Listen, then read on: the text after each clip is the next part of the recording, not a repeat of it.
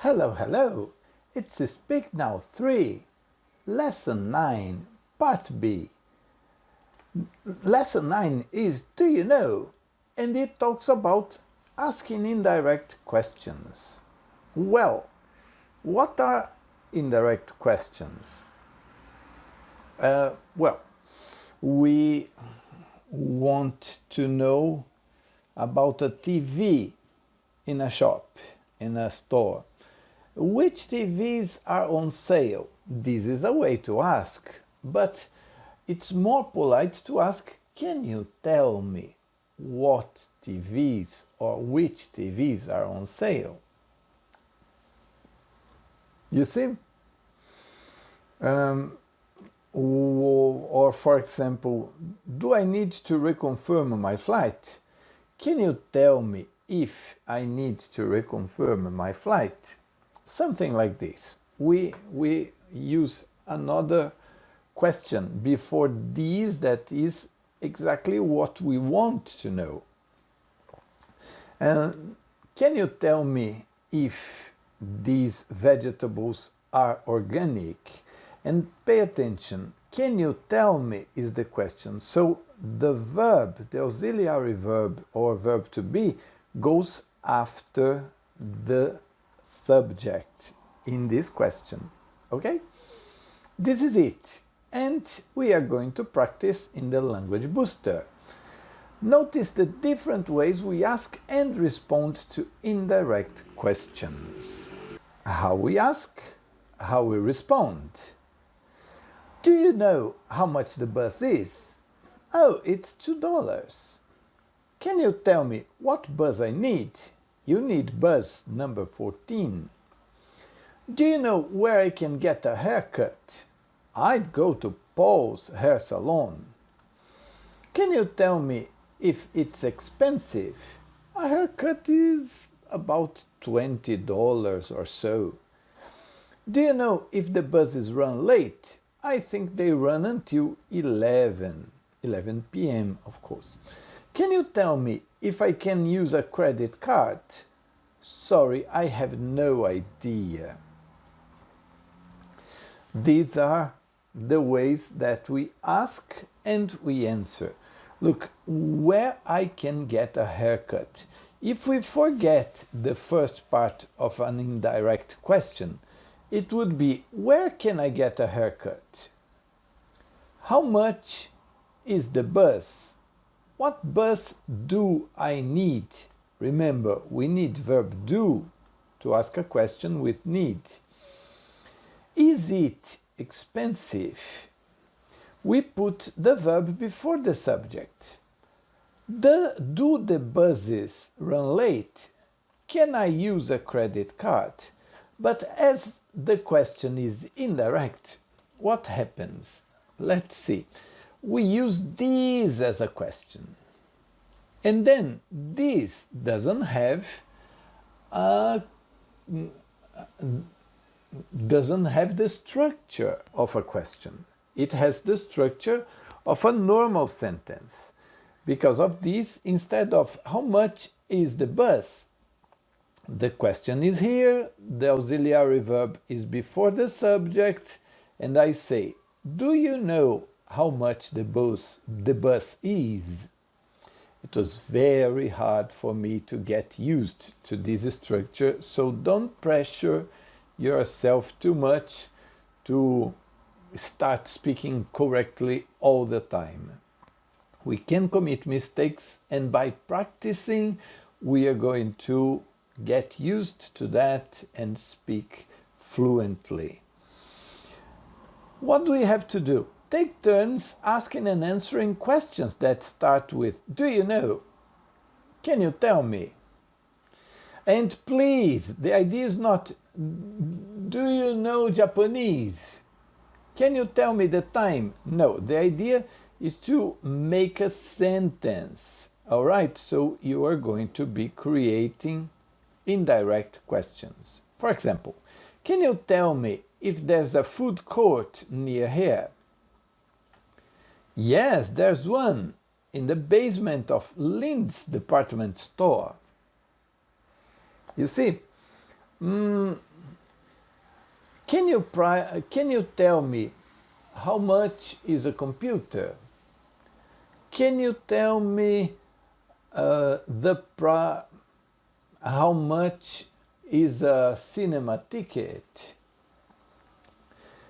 Can you tell me if a BMW is expensive?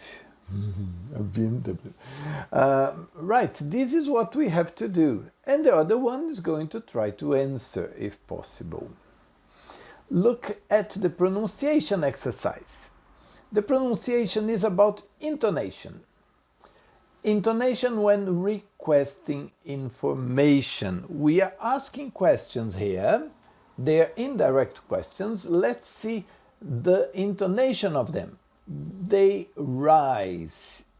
Intonation rises when requesting information.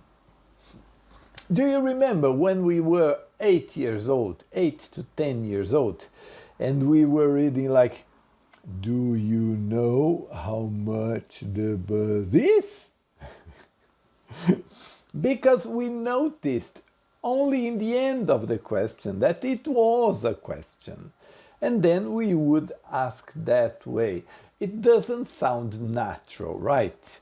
In English, it's easier because when we have do you know, it's obvious it is a question. And then we already know how to ask. Do you know how much the bus is?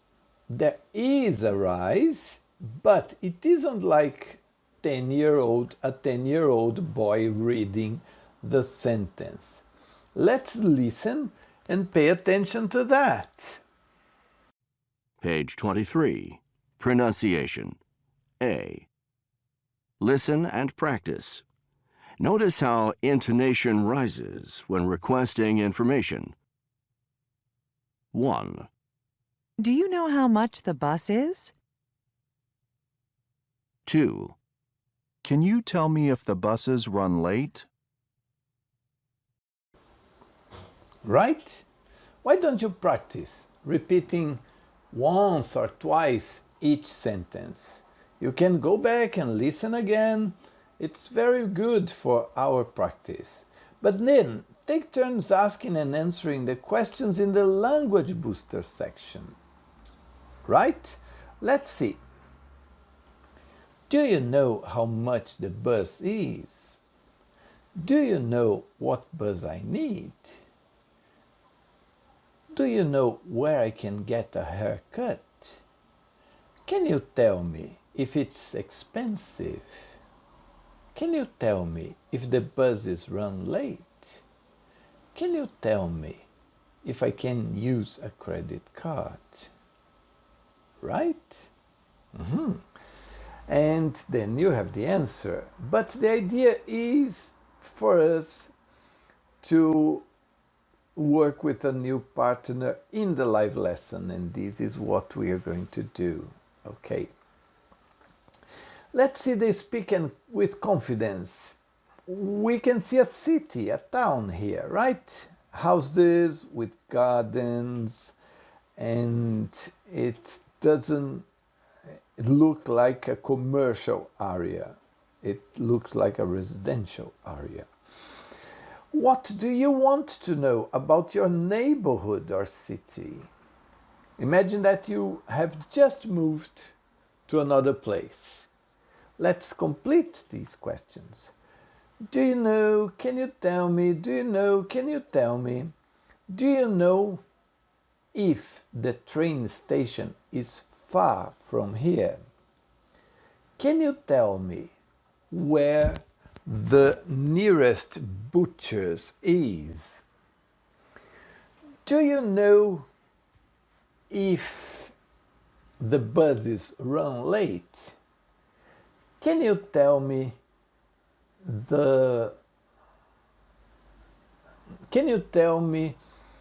what a good supermarket is near here?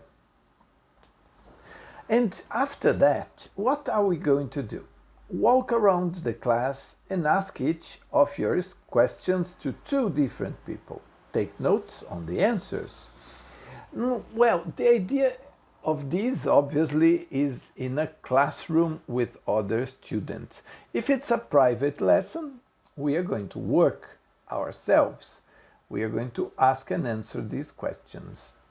I'll have questions, the student will also have questions, and we are going to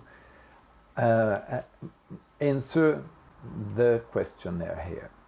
But after that, if it is a classroom, if there are two students, share your results. Did your classmates have similar or different answers? Were these questions that neither person could answer? Were there questions that neither person could answer? Can anyone in your group answer them? I liked the exercise because we would be talking about something practical. And imagine if the lesson is remote, we can talk about different places in Brazil or in other countries, and that's even more exciting. And this is the lesson preparation. Let's practice more about this in the live lesson. See you then. Bye-bye.